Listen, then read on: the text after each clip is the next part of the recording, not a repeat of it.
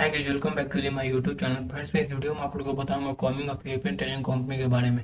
First of all हम ये समझ लेते हैं कि इन लोग ईस्ट इंडिया कंपनी क्यों कहा जाता है। ठीक है, ये आप लोग देख सकते हैं यूरोप और इंडिया, यूरोप जो वेस्ट में और इंडिया ईस्ट में।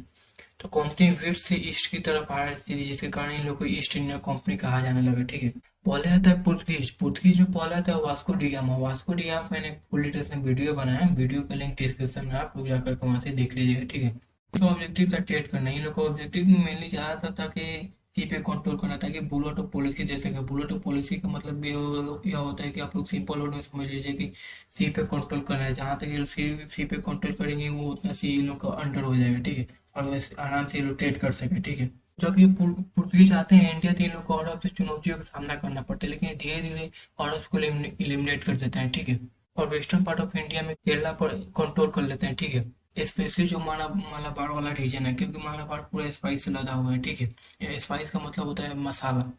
पुर्तगीज एक ट्रेडिंग कंपनी था, जिसके कारण ये लोग पोर्ट और फैक्ट्री बनाना शुरू कर देते हैं। ठीक है, और फाइनली ये लोग इंडिया पे कंट्रोल कर लेते हैं। ठीक है, लेकिन ये लोग सिर्फ सी पे कंट्रोल कर पाते हैं, इस लैंड पे नहीं। ठीक है, उसके बाद आता है डच। डच ऑलरेडी इंडोनेशिया का अच्छा खासा कंट्रोल बनाया हुआ था। ठीक है, ये भी एक ट्रेडिंग कंपनी था, जिसके कारण ये लोग एक्सप्लोरिंग करते ईस्टर्न पार्ट ऑफ वर्ल्ड के साइड ट्रेड करने का, स्पेशली इंडिया और साउथ ईस्ट एशिया ही से। ठीक है, क्योंकि ये पूरा स्पाइस से लदा हुआ है, जिसके कारण इन लोग को प्रॉफिट ज्यादा होता है स्पाइस में।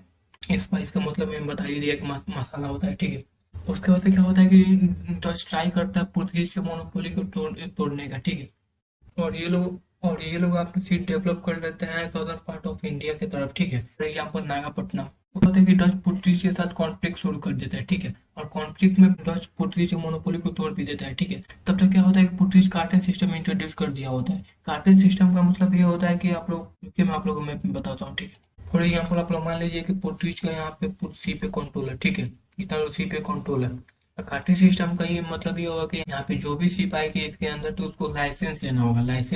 लाइसेंस नहीं होगा तो ये लोग क्या करते थे, शिप को और जो सामान था उसको कॉन्फिस्केट कर लेते थे, मतलब कि जब्त कर लेते थे उसको। ठीक है, यही था कार्टेज सिस्टम। मैंने बता ही दिया कि कार्टेज सिस्टम क्या होता है। ठीक है, उसके बाद से आता है इंग्लिश। ठीक है, और इंग्लिश डॉच को बैटल ऑफ बेडारा में हरा देता है, जिसके कारण पुर्तगीज का भी सत्ता समाप्त हो जाता है। ठीक है, उसके बाद से बच जाता है इंग्लिश और पुर्तगीज।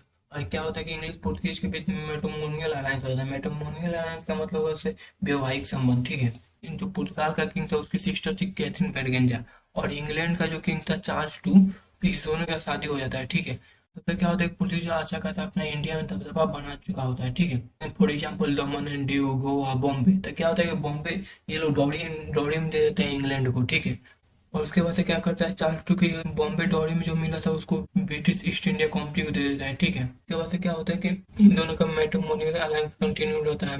इंग्लिश बोल देता है कि तुम ट्रेड करते रहो लेकिन पॉलिटिकल पावर नहीं बनोगे। ठीक है, उसके बाद से तो क्या होता है कि डेंस आता है। ठीक है, डेंस ज्यादातर क्रिश्चियन मिशनरी को फैलाने में था। ठीक है, और एक ट्रेडिंग कंपनी भी था।